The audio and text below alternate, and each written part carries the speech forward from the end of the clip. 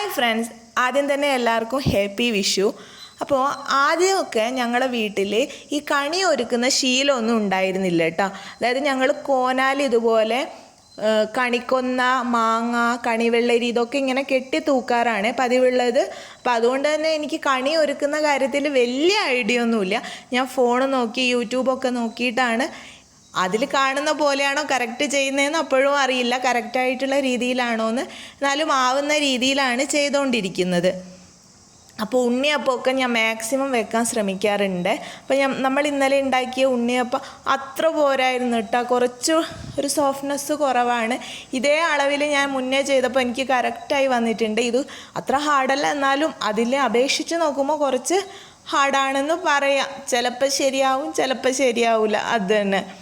അപ്പോൾ രാത്രി തന്നെ ഉണ്ണിയപ്പമൊക്കെ ഉണ്ടാക്കി തുടച്ച് വൃത്തിയാക്കി ഞാൻ കണി ഒരുക്കാൻ വെച്ചിട്ടുണ്ട്.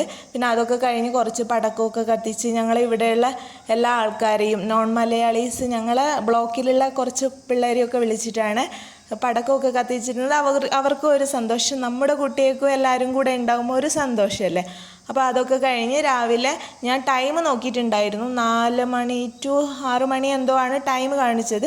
അപ്പോൾ 5 മണി ആ ടൈമിലൊക്കെ വിളക്ക് കത്തിച്ച് കുട്ടികളൊക്കെ വിളിച്ച് കണി കാണിച്ച് അമ്പലത്തിലൊക്കെ പോയിട്ടാണ് വന്നിട്ടുണ്ടായിരുന്നത്.